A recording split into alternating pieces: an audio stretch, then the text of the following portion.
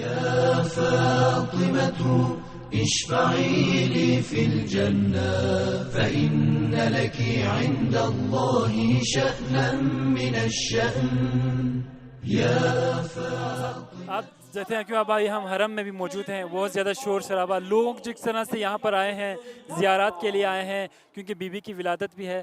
تو کیونکہ اور پورے تاریخ میں اگر ہم دیکھتے ہیں تو بیوی کی جو حوالے سے بہت زیادہ ہمیں اتنے مثلاً ان کے حوالے سے ہمیں اتنا کچھ ملتا نہیں ہے، ان کی زندگی کے حوالے سے ہمارے پاس اتنے معلومات نہیں ہیں. تو آج سب سے پہلے یہ بتائیں کہ جو بیوی کی زندگی کے حوالے سے جو مختصراً ہمارے جو ناظرین ہیں ان کو بتائیں کہ جو زندگی تھی وہ کیسے گزاری انہوں نے. پہلے جیسے کہا جاتا ہے مدینے سے پھر یہاں آئے، وہ کیا مسائل تھے جس کی وجہ سے وہ یہاں تشریف لائے؟ بہت اچھا. حضرت معصومہ سلام اللہ علیہا کہ ہم ایک خاندانی تعارف، مختصر تعارف آپ کی خدمت میں کرنا چاہیں گے. حضرت معصومہ سلام اللہ علیہا امام ہفتم امام موسیٰ کاظم علیہ السلام کی دختر اختر ہے. آپ کی والدہ ماجدہ کا نام اور اسم گرامی نجمہ خاتون ہے. آپ امام رضا علیہ السلام کے سگی بہن ہے، یعنی نجمہ خاتون کے شکم اطہر سے اس دنیا میں تشریف لائی ہے.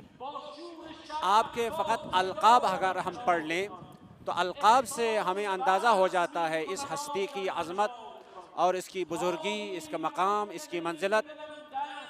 ناظرین گرامی قدر یہ نقطہ ذہن میں رکھنا چاہیے. معمولاً ہم اس نقطے سے غافل ہوتے ہیں کہ ہمارے ائمہ علیہم السلام اور اہل بیت علیہم السلام کے خاندان سے تعلق رکھنے والی ہستیوں کے جو القاب ہوتے ہیں، جو نام ہوتے ہیں، وہ نام ہمارے القاب کی طرح اور ہمارے ناموں کی طرح نہیں ہے، بلکہ ان کی صلاحیت کی بنا پر، استعداد کی بنا پر، استحقاق کی بنا پر، ان کے اندر یہ صفت ہونے کی وجہ سے یہ القاب ان کو ملے ہیں. تو چند القاب آپ کی خدمت میں ہم عرض کریں گے. حضرت معصومہ سلام اللہ علیہا کے القاب میں سے ایک لقب ہے معصومہ ہے، جیسا کہ ہم بعد میں انشاءاللہ اس کی طرف اشارہ کریں گے.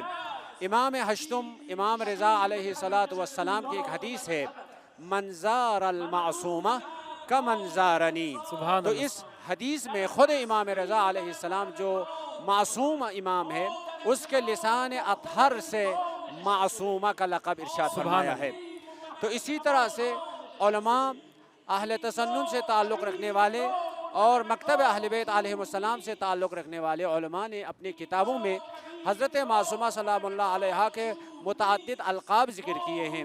ان القاب میں سے ایک لقب ہے طاہرہ ہے، سبحان اللہ، رشیدہ ہے، نقیہ ہے، تقیہ ہے، محدثہ ہے، تو مبارکہ ہے. ناظرین گرامی قدر یہ القاب سب اس ہستی کی پاکیزگی، اس کی عظمت، اس کی طہارت اور اس کی مقام و منزلت پہ دلالت کرتے ہیں. یہ القاب کے اعتبار سے ظاہر سے بات، امام معصوم علیہ السلام کے گھر میں حضرت معصومہ سلام اللہ علیہا کی تاریخ میں یہ لکھا ہے 183 ہجری میں، 183 ہجری میں ماہ ذوالقعدہ میں امام موسیٰ کاظم علیہ السلام کے گھر میں اس موجود پرسرور کی ولادت ہوتی ہے. اور امام رضا علیہ السلام کی خصوصی نظارت کے ساتھ اس موجود بابرکت کی تربیت ہوتی ہے. اس کی تعلیمی اور تربیتی ذمہ داری امام رضا علیہ السلام لیتے ہیں. تو ایک امام کے گھر میں ولادت ہونے کے علاوہ ایک امام کی خصوصی نظارت اور زیر نگرانی اس ہستی کی تربیت ہوتی ہے اور تعلیمی تربیت ہوتی ہے.